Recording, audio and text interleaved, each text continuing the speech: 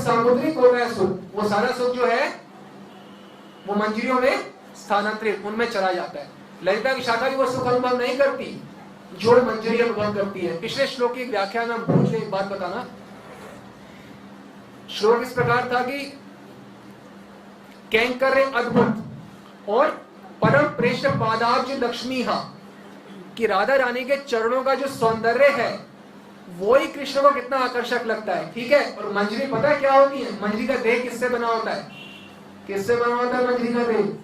जो राधा रानी की परिमल माधुरी है, जो सुगंध निकलती है राधा रानी की, वो जो माधुरी है उससे आपका देह बना होता है। हम किससे बनी हुई हैं? अब ये शरीर किससे बना है? पृथ्वी अग्नि जल वायु आकाश। लेकिन आपका शरीर किससे बना है? राधा रानी की परिमल माधुरी से। राधा रानी की परिमल माधुरी से आपका शरीर गठित है। तो आप इतने स्पेशल हो तभी तो मंजरी बोलती है तुम ठीक बोल रहे हो कृष्ण, सभी तुम्हारा अंग संग कराते, लेकिन मैं तो राधा दासी हूं। राधा रानी की चरण कमलों की परिमल माधुरी से मैं गठित हूं, राधा रानी की अभिन्न देह अवन प्राण हूं। तो मैं एक बूंद, तुम बताओ खुद, जिसको समुद्र मिल रहा हो, क्या वो एक बूंद का स्मरण करना चाहेगा? इसलिए मैं तुम्हारा अंग संग नहीं चाहती हूं, परंतु देखो मैं तुम्हारा काम कर देती हूं। तुम अभी पथ भ्रमित हो गए हो, राधा रानी से मिलना चाहते हो, चलो मेरी उंगली पकड़ो, मैं तुम्हें सही रास्ते पे लेके चलती हूँ। फिर कुंज में लेके आती है मंजरी यानी कि आप, और ठाकुर का मिलन ठाकुरानी से कराते हैं। इस प्रकार से लीला गठित होती है। तो ये तो हमने बताया कि उद्वीक्षया, ठाकुर देखते हैं ये अचल निष्ठा, तो वो एकदम अति प्रसन्न हो जाते हैं। राधा रानी ये निष्ठा देख के प्रचार करना चाहती है। कई बार राधा रानी बोलती हैं, देखो ठाकुर तुम इतने पद भ्रमित हो गए थे और मेरी सखी ने मिलन कराया, इसको पुरस्कार दे दो, इसे अपना आलिंगन प्रदान करो। तो मंजरी क्या करती है, ची ची ची ची, हटो हटो हटो हटो हटो, अपना आलिंगन अपने पास रखो, मुझे नहीं चाहिए। तो ठाकुर, ये नहीं कि ठाकुर की इच्छा है, आप समझिए बात को, ठाकुर की इच्छा नहीं है, वो मंजरियों का गौरव स्थापित कर रहे हैं। मंजरियों का गौरव तो ठाकुर के हृदय में वास करता है। अरे एक सामान्य भक्त का गौरव ठाकुर के हृदय में वास करता है जो निष्काम हो, तो ये तो मंजरी है, सेवा रस की मूर्ति है। ठाकुर तो गदगद रहते हैं मंजरी को देख के, दर्शन करके। यशोदा माता भी, यशोदा माता, अब हमने बोला जय राधे जय कृष्णा जय वृंदावन, अब वृंदावन में यशोदा माता जैसे ही मंजरी का यानी आपका दर्शन करती हैं, उन्हें ऐसे लगता है वो राधा रानी का ही दर्शन कर रही है, अभिन्न देह अभिन्न प्राण है, बिल्कुल वैसे लगता है उन्हें। मणि मंजरी भी कहती हैं जब कोई साधना करना हो, सखी देखो सखी मेरी बात सुनो, मेरा अनुभव के आधार पर बता रही, बोलते ना मेरा अनुभव सुनो, मुझे पता है। तो मणि मंजरी बोलती है देखो मुझे पता है, तुम एक काम करो, सब चीजें छोड़ो, राधा रानी से अपना दासित्व को पक्का कर लो। यदि ये पक्का हो गया तो ठाकुर तो तुम्हारे पीछे पीछे भागते हुए आएंगे। क्यों? एक तो उन्हें ये बात की बहुत खुशी है कि तुम उनको परमानंद प्रदान करने वाली राधा रानी उनकी तुम सखी हो, तो इसी बात से वो इतने खुश हैं। दूसरा, जब उन्हें वो प्राप्त होने में कठिनाई होगी तो तुम्हारा ही तो आश्रय लेंगी वो, तो तुम सब कुछ छोड़ के ठाकुर से संबंध स्थापित मत करो, राधा रानी से संबंध स्थापित करो। तो ये प्रार्थना हमने करनी है ठाकुर से, और राधा रानी से क्या प्रार्थना करनी है? और सारी प्रार्थनाएं जान लो, खरी प्रार्थना है। जय राधे मुंह से बोलना नहीं है, हृदय से बोलना है। जय कृष्ण और जय वृंदावन। तो कृष्ण की भी जय कैसे करनी है हमने बताया, राधा की जय कैसे करनी है वो बताएंगे। सांद्र प्रेम रसोग वर्षिणी नवोन्मिलन महामाधुरी साम्राज्य धुरिणा केली विभवत कारुण्य कल्लोलिनी। ये प्रार्थना करनी है उनसे कि सांद्र प्रेम रसोग वर्षिणी, कि राधा रानी जो आपका प्रेम है वो तो एकदम गाढ़ा प्रेम है। सांद्र प्रेम रसोग वर्षिणी नव उन्मिलन महामाधुरी, आपका श्री कृष्ण को नव नव प्रकार से आप आनंद प्रदान करती रहती है। फिर आगे, श्री वृंदावन चंद्रचित हरिणी बंद स्फुरद वागुरे, आप वृंदावन चंद्र का चित्त हरण करती हैं। कैसे? बंद स्फुरद बागुरे, आपका जो रूप है वो किसके समान है? एक जाल, मछुआरा होता है, जाल होता है, बंद स्फुरद बागुरे, बागुरे समझते हैं, जाल, बंद स्फुरद बागुरे, आपका माधुर्य तो एक जाल के समान है जो वृंदावन चंद्र चित्त हरिणी, वृंदावन चंद्र का चित्त को हर लेता है।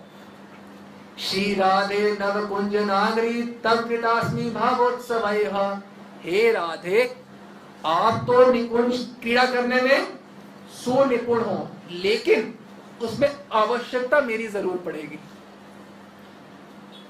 आपका उत्सव है, विलास उत्सव रहता है आपका निकुंज में, तब कृतास्मि दास्योत्सव, जो राधा रानी की सेवा है ना, ये ठाकुर की सेवा, ये भगवान की सेवा की तरह नहीं है।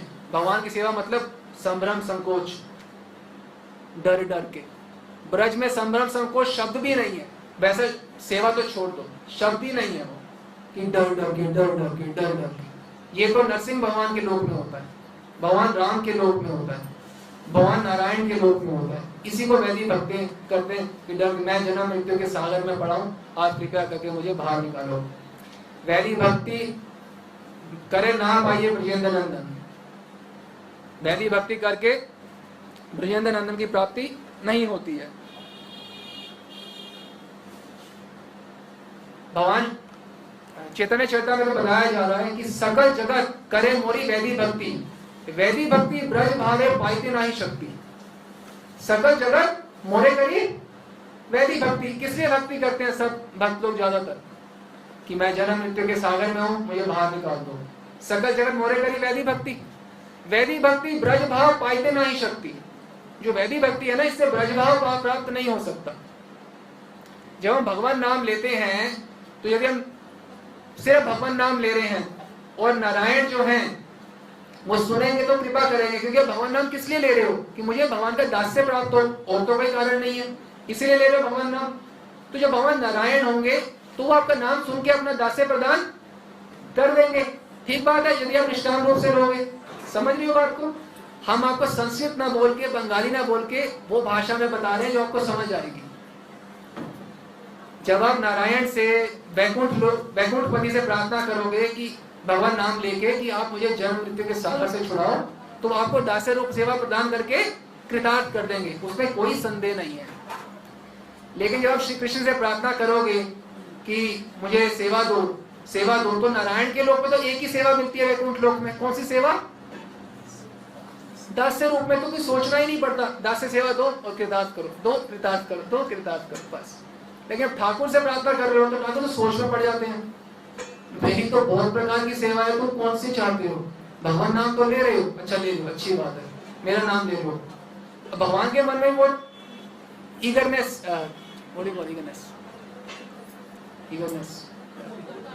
उत्कंठा है आपको सेवा प्रदान करने की। तो वो ये सोच रहे हैं मैं दूं कौन सी, कोई मांग ही नहीं रहा, भगवान मेरा नाम तो ले रहा है, पर कोई मांगे तो मैं दूं। वो हमारे से ज्यादा उत्कंठी रहे सेवा देने के लिए, पर मांगे तो सही कोई एक सेवा, उसमें निष्ठ होके एकांत की भक्त तो बने। हम बनेंगे तो सेवा देके दान करेंगे। तो जो हम जन्म जन्म तक हरि नाम लेते हैं, भगवान नाम लेते हैं, उससे कृपा क्या होती है? जब हरि नाम लेते लेते लेते लेते भगवान हमें क्या करते हैं? जब अति प्रसन्न हो जाते हैं तो हमें एक सदगुरु के चरण आश्रम में डाल देते हैं। फिर हम सदगुरु से कृष्ण कथा सुन के पूर्ण रूप से कृतार्थ होते हैं, उनकी सेवा का अधिकार प्राप्त करते हैं और उनको ब्रज धाम में उनकी प्राप्ति करते हैं। सारे भगवान नाम लेने के बाद एक ही कृपा होती है कि हमें सदगुरु के आश्रय में वो डाल दें, जिससे हम उनकी प्राप्ति कर सके। आज तक हमने जितना नाम लिया, इतना धाम की सेवा करी, उसकी एक ही फल है, हमें विशुद्ध श्री कृष्ण की सेवा प्राप्त हो, विशुद्ध कथा प्राप्त हो। सांद्र प्रेम रसोग वर्षिणी नव उन्मिलन महामाधुरी। कि आप राधा रानी बोले तुम मेरा दास्य चाहती हो, मैं तो खुद ही पराधीन हूं, मैं तो खुद ही श्री कृष्ण की सेवा नहीं कर पाती, तुम्हें क्या मैं सेवा दूंगी? मैं तो खुश विवाहित है ना राधा रानी, तो वो तो खुद ही बंधी हुई है। तो मंजरी कहती है आप मुझे सेवा नहीं, आपको कृष्ण मुश्किल है प्राप्त होने, आपको मुश्किल है, आपको राधा रानी, आपको श्री कृष्ण मुश्किल नहीं है। श्री वृंदावन चंद्र चित्त हरिणी, आपने तो उनका चित्त हरा हुआ है, वो तो खुद आपके पास भागते हुए आ जाते हैं। तो ये मेरे को झूठ तो बोलो मत कि आपके लिए मुश्किल है, आपके लिए कोई मुश्किल नहीं है। राधा रानी बोले, अरे मैं तो पति, तू मुझ में तो प्रेम ही नहीं है, मैं तुझे क्या दूंगी, आप में प्रेम नहीं है। सांद्र प्रेम रसोग वर्षिणी, आप तो प्रेम की मूर्ति हो, मूर्ति, डीटी ऑफ लव, विशुद्ध प्रेम की मूर्ति है राधा रानी। तो आप में प्रेम नहीं तो किस में? अच्छा ठीक है मुझ में प्रेम, हाँ मेरे को कृष्ण मेरे से आकर्षित होते हैं, सब ठीक है, पर तुम तो इतने पति, तो तुम तो पापी हो, तुम में तो इतनी वासनाएं है, तुम निंदा करते हो, सब है, मैं तुम पे कृपा क्यों करूं? राधा रानी तुमसे पूछो क्या बोलोगे? फिर बोलते हैं कारुण्य कलोलिनी, आप कारुण्य का भी महासमुद्र हो, आप करुणा करके मुझ पे कृपा कर दो। पाप भाजम हूं, पापी हूं, लेकिन आप कृपा कर पे मुझ पे कृपा, करुणा कर पे मुझ पे कृपा कर दो, अपना दास्य उत्सव प्रदान कर दो। ये राधा रानी से हमने प्रार्थना कर ली है। तो राधा रानी की प्रार्थना आपको बताया, कृष्ण को कैसे प्रार्थना करनी है आपको बताया, ब्रज में क्या क्या होता है बताया, कुछ कृष्ण प्रसाद के बारे में बताएं या आपके बारे में बताएं? राधा केली कला सुसाक्षिणी, कदा वृंदावने पावने, वस्यामि स्फुटल उज्ज्वल अद्भुत रसे, प्रेमेक मताकृतिः, तेजो रूप निकुंज एव कलयन्, नेत्रादि पिंडे स्थितम्, तान्विक स्व उचित दिव्य कोमल वपुः, स्वयं समालोकये। ये आपके बारे में प्रार्थना है जो आप प्रार्थना करते हो ब्रज से, राधा रानी से, कृष्ण से, सबसे। ये क्या प्रार्थना है? राधा केली कला सुसाक्षिणी, कदा वृंदावने पावने। इसका मतलब है कि हे वृंदावन, आप मेरी राधा रानी के और मेरे कृष्ण के साक्षी हो, निकुंज लीलाओं के आप साक्षी हो। साक्षिणी वृंदावने पावने, आगे वस्यामि स्फुटम उज्ज्वल अद्भुत रसे, प्रेमेक मताकृतिः। आपका जो राधा रानी, आपको उज्ज्वल अद्भुत रस है, राधा दास से मंजरी भाव है जो, जिससे आपकी उपासना होती है। कृपया करके प्रेमेक मताकृति, जिससे मैं पागल हो जाती हूँ बिल्कुल। ब्रज में कोई बैठने का स्थान नहीं है कि हाँ हम ब्रज में बैठ के देख रहे हैं राधा कृष्ण को, ऐसा नहीं। आपका एक रोल होता है, आपकी सेवा होती है, तो वो सेवा मंजरी की ऐसे होती है, प्रेमेक मताकृतिः, मत हो जाती है मंजरियां बिल्कुल। अब ये प्रार्थना कर रही है कि हे वृंदावन, आप तो साक्षी हो राधा कृष्ण की लीलाओं के, तो तेजो रूप निकुंज एवं कल्याण, तो निकुंज के सेवा उपयोगी जो नेत्र आदि पिंडे स्थितम। क्या प्रार्थना करनी है वृंदावन से? नेत्र आदि पिंडे स्थितम, जो निकुंज के लिए उपयोगी नेत्र है वो मुझे प्रदान करो। नेत्र जो निकुंज के लिए उपयोगी नासिका है, नासिका, नेत्र आदि पिंडे स्थितम, मुझे नासिका प्रदान करो, मुझे आंखें प्रदान करो, मुझे त्वचा प्रदान करो, मुझे वो कर्ण दो। क्या बोल रहे? ताद्रिक स्व उचित, ताद्रिक वो वैसा स्व उचित मेरे लिए जो, जिससे मैं सेवा कर सकती हूँ, स्व उचित दिव्य कोमल वपुः, वो दिव्य स्पिरिचुअल बॉडी मुझे प्रदान करो। नेत्र आदि पिंड, कौन सी स्पिरिचुअल बॉडी? जो निकुंज सेवा के लिए उपयोगी है। नेत्रादि पिंडे स्थितम स्वयं समालोकये, स्वयं ऐसा मुझे नेत्र प्रदान करो, मैं स्वयं को देख पाऊं, स्वयं सम आलोकये। ये ब्रज से प्रार्थना है। हम क्या प्रार्थना कर रहे हैं? राधा से या कृष्ण से या ब्रज से कोई प्रार्थना कर रहे हैं जैसे आचार्य पादगण करते हैं, तो कैसे राधा मिलेंगी, कैसे कृष्ण मिलेंगे, कैसे ब्रज मिलेगा? तेजो रूप निकुंज एव कलयन्, नेत्रादि पिंडे स्थितम। नेत्र, ये वासना हमारे हृदय में भक्ति रहनी चाहिए। नेत्र आदि पिंडे स्थितम तेज रूप निकुंज एव कलयन। उन निकुंज के सेवा उपयोगी नेत्र मुझे प्रदान करो। राधा रानी से यही प्रार्थना, ब्रज से यही प्रार्थना। हे ब्रज के आकाश, हे ब्रज के पक्षी, हे राधा रानी, हे कृष्ण, मुझे समझा दो बस एक बार, राधा रानी के सिवा मेरा और कोई नहीं, कृष्ण भी नहीं, नहीं चाहिए कृष्ण। आवे कृष्ण के बाद भिखारी नहीं। क्यों? तादृक् स्वउचित दिव्य कोमल वपुहा। तादृक् स्वउचित, मेरे लिए उचित, दिव्य कोमल, ट्रांसेंडेंटल बॉडी, कोमल ट्रांसेंडेंटल सॉफ्ट स्पिरिचुअल बॉडी, मंजरी देह, स्वयं समालोकये, मुझे प्रदान करो ताकि मैं खुद को देख पाऊं, जान पाऊं मंजरी देह में। क्योंकि सामान्य नासिका से तो आप ब्रज में प्रवेश नहीं कर सकते, निकुंज में कैसे प्रवेश करोगे? अगर आपके पास वो आंखें हैं जो नंद यशोदा के पास हैं, तो भी आप निकुंज के दर्शन नहीं कर सकते। समझ रहे हो? तो भी दर्शन नहीं कर सकते आप। आपका यशोदा की आंखें भी हों, ललिता की आंखें हो, तो भी वो निकुंज लीला के दर्शन नहीं कर सकते। क्यों? क्योंकि इसलिए विचित्र नेत्र चाहिए होते हैं। कौन से नेत्र? जो राधा रानी की परिमल माधुरी से उत्पन्न देह है, वो देह से बने हुए नेत्र। तेजो रूप निकुंज एव कलयन नेत्रादि पिंडे स्थितम। ये प्रार्थना करनी है। आगे देखें, आप सोचे कि भाई मैं प्राप्त कर पाऊं ना कर पाऊं जीवन में, ये नहीं सोचना। कैसी प्रार्थना करनी है? श्रील प्रभुपाद सरस्वती बता रहे हैं, यत्र यत्र मम जन्म कर्म भीर नारके अथा परमे पदम मम। राधिका रति निकुंज मंडली तत्र तत्र हृदय में विराजताम। यत्र यत्र मम जन्म कर्म भीर, मेरे पाप कर्म हो गंदे का वैकुंठ में हो जाए, चाहे नरक में मेरा जीवन हो या वैकुंठ में। राधिका रति निकुंज मंडली, जो राधिका के निकुंज में जो दर्शन करने का सौभाग्य है, जो वो छवि है, जो वो आनंद है, तत्र तत्र हृदय में विराजता, मेरे हृदय में बस वो विराजमान रहे। मैं वैकुंठ में भी पहुंच जाऊं तो मेरे को कभी भी नारायण के दर्शन और कोई कभी भी मेरे को नहीं चाहिए।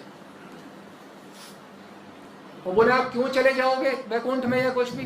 बोले किसी भी कारण से जाना भी पड़ जाए ना, बस राधा रानी की निकुंज मंडली मेरे हृदय में रहे बस। मुझे ना नारायण छोड़ो, कृष्ण नहीं चाहिए मुझे तो, बिना राधा रानी के। या क्या बोला है? युगल रति नहीं, राधिका रति निकुंज मंडली।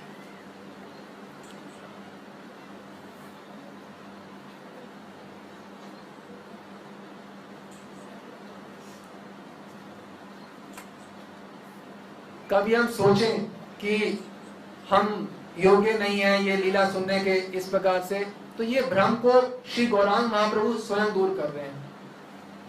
गौरांग महाप्रभु क्या कहते हैं? महाप्रभु कहते हैं,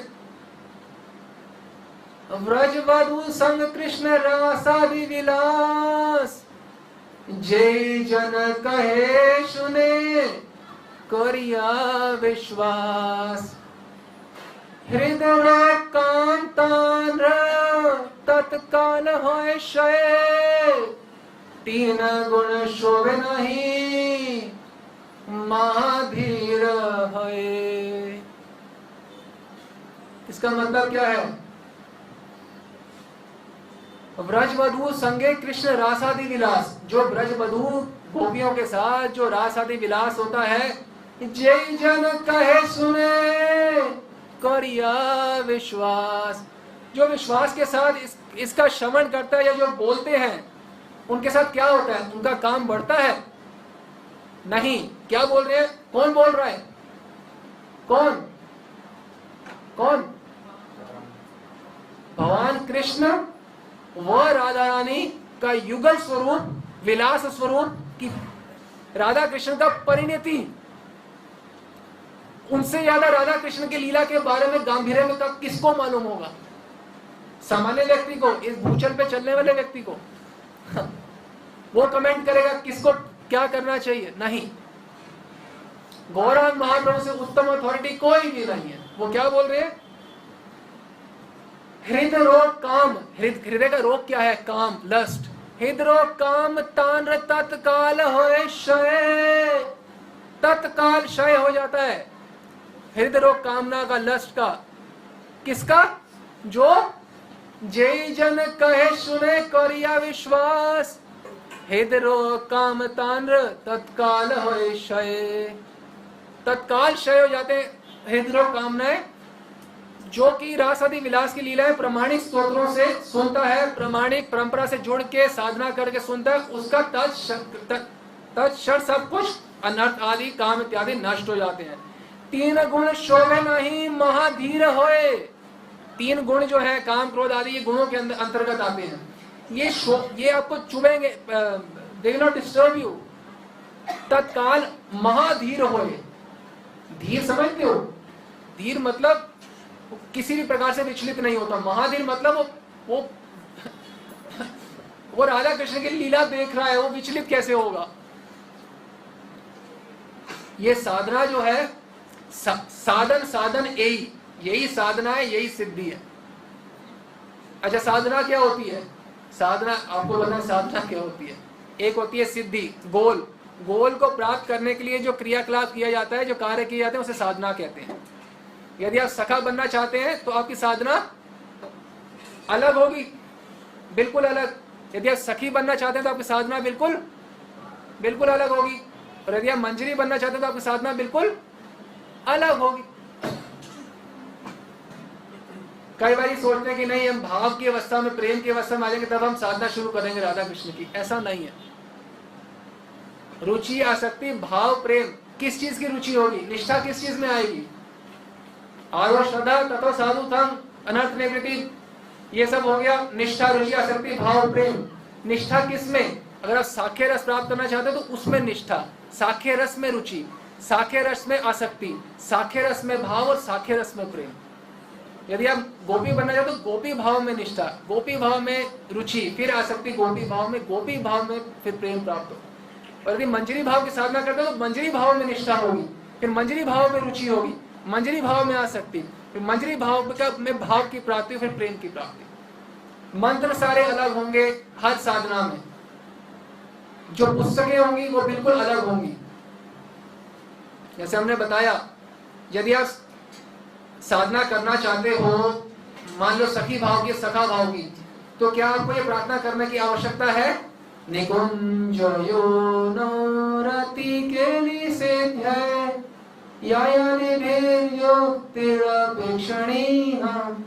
तत्राति दक्ष्यात् अतिवल्लभस्य वन्दे गुरो श्री चरणारविन्दम्। ये आपको प्रार्थना करने की आवश्यकता है अगर आप सखा भाव में उपासना कर रहे हो, है कि नहीं? नहीं है। क्यों? क्योंकि वहां तक आपकी पहुंच ही नहीं है, वहां सेवा ही नहीं है आपकी।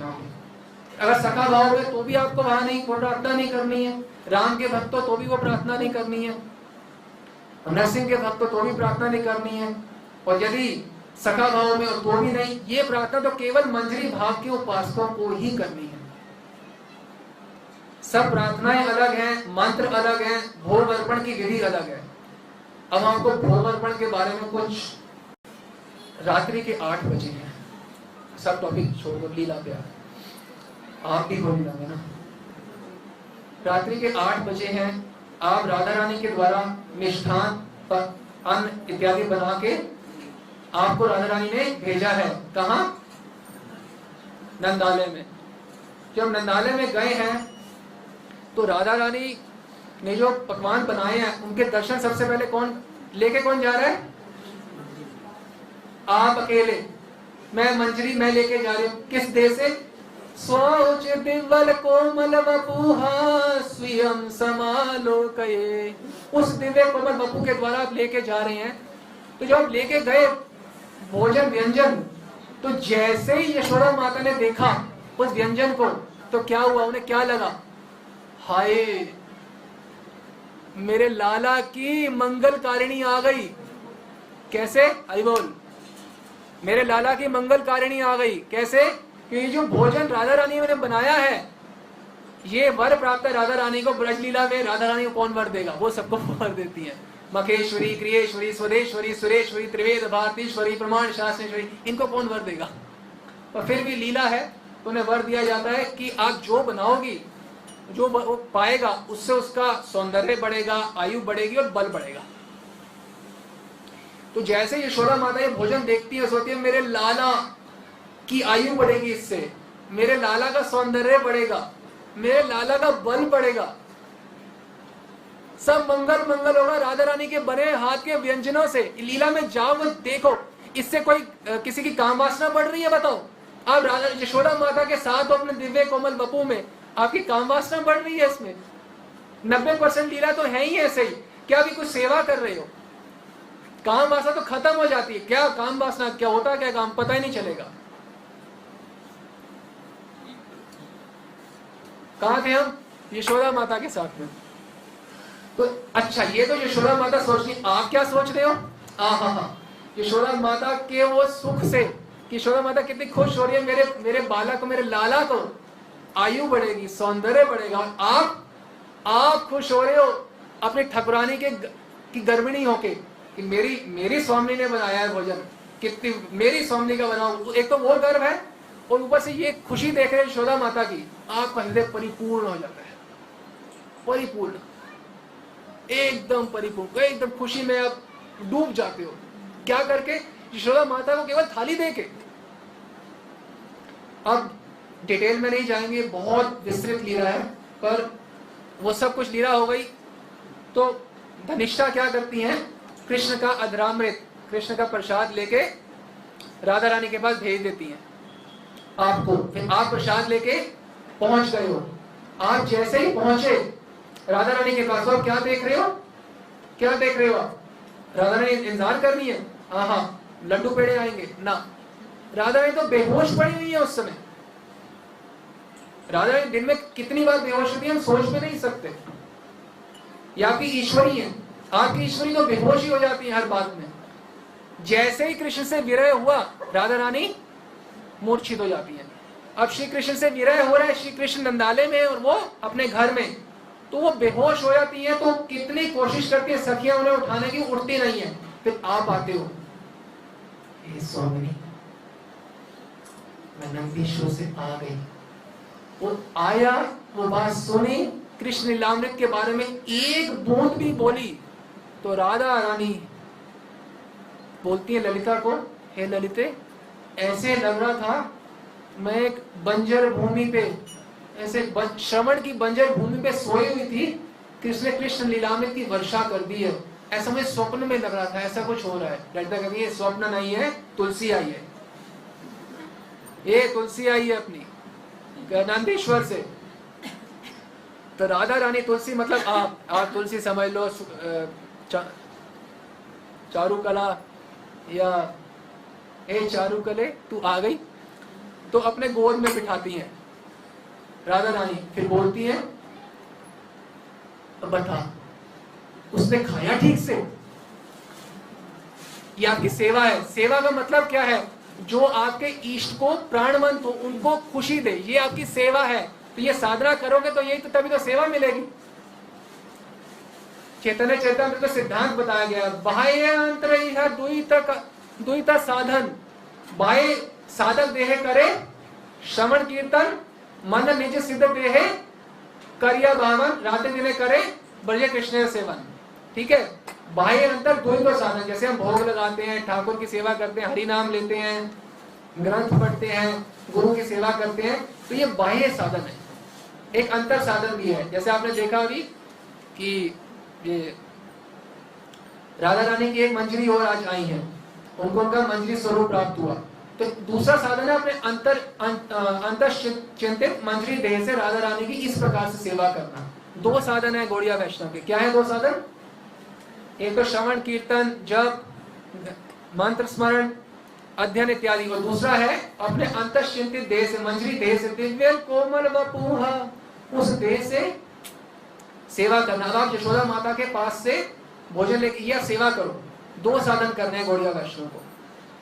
तो आज जब लेके आए प्रसाद, हाँ, तो राधा रानी ने गोद में बिठाया आपको, हाय उसने खाया, मैंने अच्छा नहीं बनाया था ना, मैं मीठा तो बिल्कुल भी अच्छा नहीं बना था।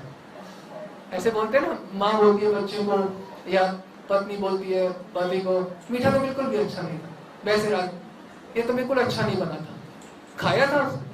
तो अच्छी तरह विस्तृत व्याख्या आप करते हैं, हाँ हाँ बहुत अच्छे से खिलाया था, यशोदा माता ने 2 बार ही दिया था, इस प्रकार से व्याख्यान करते हैं और राधा रानी का उस माधुरी का आस्वादन करते हैं। फिर राधा रानी कहती है, धनिष्ठा ने मुझे कृष्ण अधरामृत कृष्ण प्रसाद भी तुम्हारे लिए भेजा है। आहा, जैसे ही राधा रानी आपकी स्वामी सुनती हैं, उनके ड्राई कान और ड्राई प्राण सब सुशीतल हो जाते हैं, एकदम आनंद में आती है। प्रसाद देखिए, प्रसाद का जो आनंद है, प्रसाद के प्रति जो आकर्षण है, वो प्रेम के अनुरूप होता है। जितना ज्यादा प्रेम उतना ज्यादा आकर्षण होगा प्रसाद के प्रति। तो सबसे ज्यादा प्रेम किसका है पूरे भौतिक आध्यात्मिक जगत में? किसका है सबसे ज्यादा प्रेम? राधा रानी का। तो श्री कृष्ण प्रसाद के प्रति सबसे ज्यादा आकर्षण किसका होता है? राधा रानी का। सुनते ही बस, और कुछ नहीं चाहिए।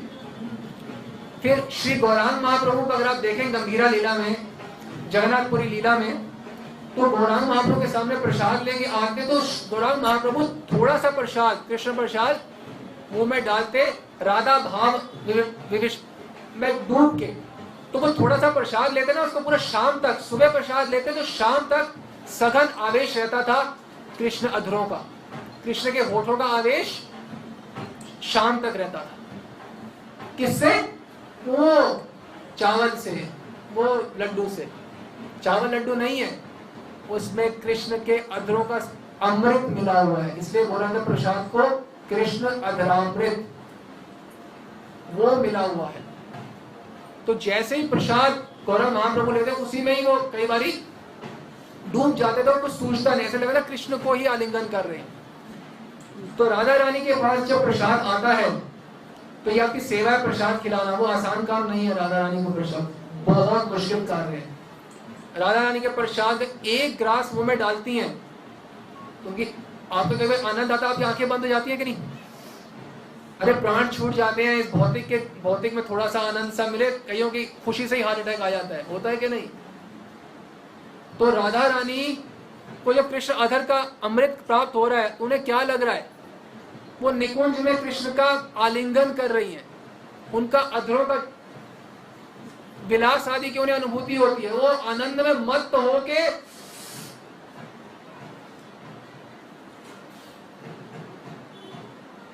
कृष्ण स्मरण से पूरी भर जाती है।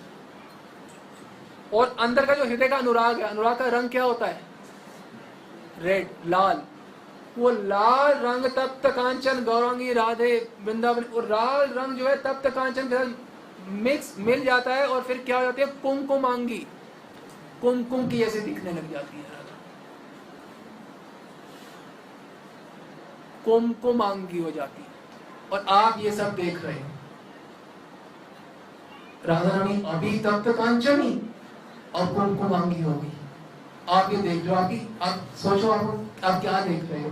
तभी तो बोला था दास्योत्सव तम कृतास्मि, तुम्हारे दास्य उत्सव ने मुझे खरीद लिया है पूरा। तम कृतास्मि दास्योत्सव।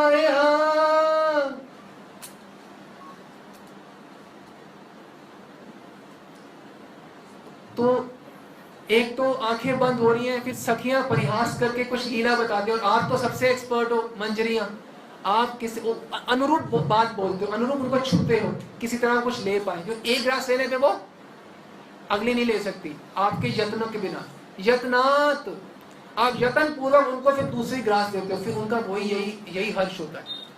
उनके चेहरे पे शत शत भंगिमाएं खिल रही होती हैं प्रसाद लेते समय, शत हजारों भंगिमाएं।